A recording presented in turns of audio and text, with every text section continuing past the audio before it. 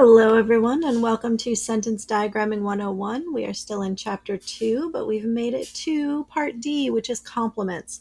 And complements are going to happen whenever you have a linking verb, right? One of those be verbs is, am, was, were, or a sensory verb, right? Like feels, smells, tastes, those kinds of things. But usually when you have a linking verb, you're going to have a subject complement. And basically what that word does is it literally, look at the name, right? It goes back and it complements or tells you more about the subject. So if you look at something like Louisa is strong, well, Louisa is my subject, is my verb. What is strong telling me about? It's telling me about Louisa. So it is complementing the subject, making it a subject complement.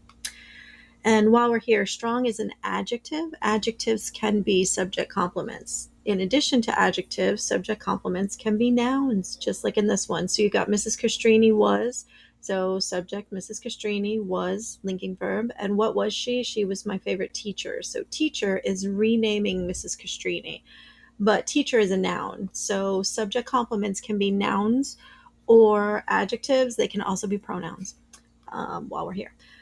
Now, if you look at this sentence, you're like, oh, wow, there's a lot of words there. Yeah, but you still only have one subject complement. In this sentence, the subject here is everything because at the start is a prepositional phrase. Of any horror movie, of is your preposition, and the rest of that is a prepositional phrase.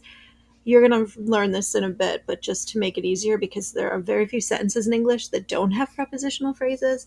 Prepositional phrases don't perform grammatical functions. They just kind of hang out and give you more information.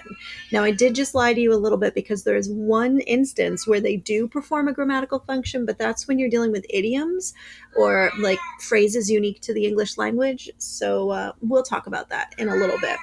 And there's my cat trying to say hello. All right, so our subject here is everything. And what is everything? It's fine. Everything's fine, right? So fine is our subject complement, and it's an adjective. Now, just like everything else, you can have compound subject complements, just like compound subjects and compound verbs and compound direct objects or indirect objects. So you can say Louisa is strong and confident. So both of these adjectives are describing Louisa, making them subject complements.